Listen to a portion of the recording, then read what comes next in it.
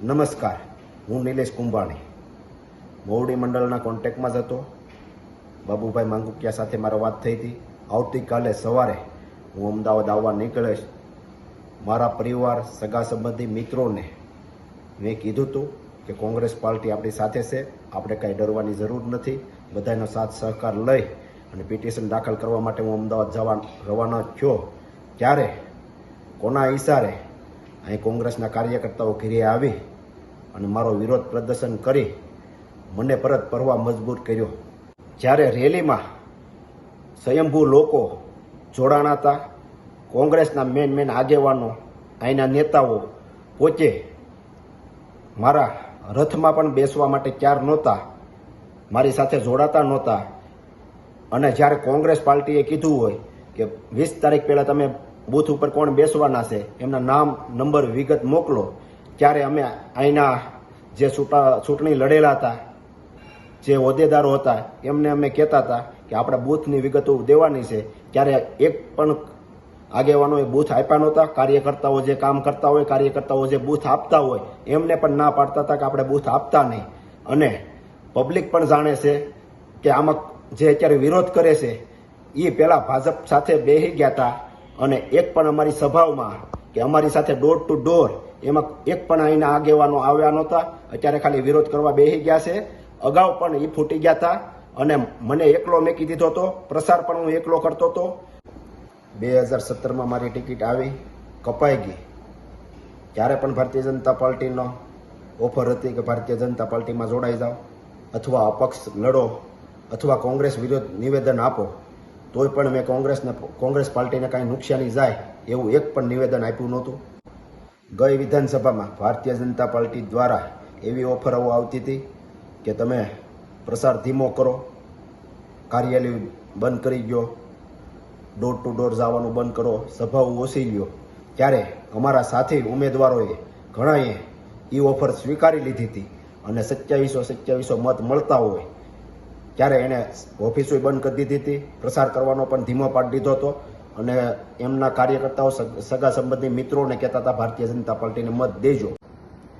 પરેશભાઈ ધાનાણી જ્યારે પહેલી સભા લેવા સુરત મોટા વરાસા આવ્યા ત્યારે કોંગ્રેસના આગેવાનો દ્વારા કોંગ્રેસનું ટેજ ટૂંકું પડતું હતું. તે પહેલાં 1-2 કોંગ્રેસના આગેવાનોને ફોડી નાખવામાં આવ્યા હતા કે કોંગ્રેસને સભાઓમાં કે ટેજમાં કે રેલીમાં નહીં જવાનું. ત્યારબાદની બીજી સભાઓમાં તમે જુઓ તો કોંગ્રેસના એક પણ આગેવાન કે એક પણ અહીંના ગણા ગાંઠા નેતાઓ મારા ટેજ ઉપર કે મારા ડોર ટુ ડોર કે મારા સભામાં નહોતા આવતા, સિવાય કે 1-2 આગેવાનો. અત્યારે જે વિરોધ કરે છે એમને તમે પૂછજો કે આમ આદમી પાર્ટીના નેતાઓ, આમ આદમી પાર્ટીના કોર્પોરેટરો, આમ આદમી પાર્ટીના કાર્યકર્તાઓ જે સાથે રહી મહેનત કરતા હતા, કોંગ્રેસના આગેવાનો, નેતાઓ કોના દબાવ આવવાથી કોને ફોડ્યા હતા અને મારી સભાઓમાં કે ટેજમાં કે મિની બજારમાં અમે ગયા હોય ડોર ટુ ડોર એમાં નહોતા આવતા, મિની બજારની સભામાં નહોતા આવતા, મોટા વરાસા ડોર ટુ ડોર ગયા એમાં નહોતા આવતા, કતારગામ અમે કતારગામ બજારમાં ગયા એમાં પણ નહોતા આવતા, માનગઢ ચોક ડોર ટુ ડોર ગયા એમાં પણ નહોતા આવતા. અત્યારે જે વિરોધ કરે છે આમ આદમી પાર્ટીના નેતાઓને અમે ટેજ ઉપર બોલાવી અને પ્રસાર કરતા હતા, સભાઓ લેતા હતા. ત્યારે કોંગ્રેસના આગેવાનો વિરોધ કરતા કે આમ આદમી પાર્ટીને તમે કેમ સાથે રાખો છો? ત્યારે હું કહેતો આપણે ઇન્ડિયા ગઠબંધન છે એટલા માટે આપણે આમ આદમી પાર્ટીના નેતાઓને સાથે રાખવા પડે, આમ આદમી પાર્ટીના કોર્પોરેટરોને સાથે રાખવા પડે. એમને મત મળ્યા છે, એ આપણો પ્રસાર કરે છે તો આપણે એમને સાથે રાખવા પડે. તો ક્યારેક કોંગ્રેસના અહીંના ગણી ગાંઠે નેતાઓ એમનો વિરોધ કરતા હતા કે એમને સાથે રાખવામાં એ તમને હું જીતાડી દેવાના છે. મેં પ્રતાપભાઈ દુધાતને અનેક વાર કીધું તમે સભાઓમાં મારી સાથે આવો, તો એમણે કીધું હું ફોર્મ ભરતી વખતે તારી સાથે આવે, તું અમરેલીની તારીખ પછીની તારીખ લેજે. ત્યારબાદ પ્રતાપભાઈ દુધાતને પૂછી અને પછીની મેં તારીખ લીધી.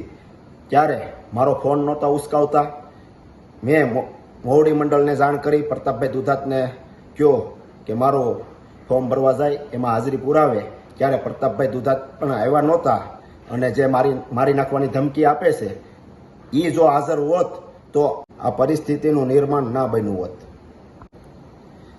હું ચૂંટણી જીત્યો કે હાર્યો, વરાસા રોડમાં કોંગ્રેસની કાર્યાલય સતત ખુલ્લી રાખી, કોંગ્રેસને જીવતી રાખવામાં વરાસા વિસ્તારમાં મારી કાર્યાલય સતત ખુલ્લી હતી અને ખુલ્લી રાખી હતી.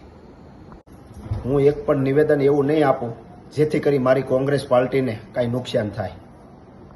આ બધું થયું હોવા છતાં હું કોંગ્રેસનો સૈનિક છું અને રહેવાનો છું. મને મોવડી મંડળ ઉપર વિશ્વાસ છે.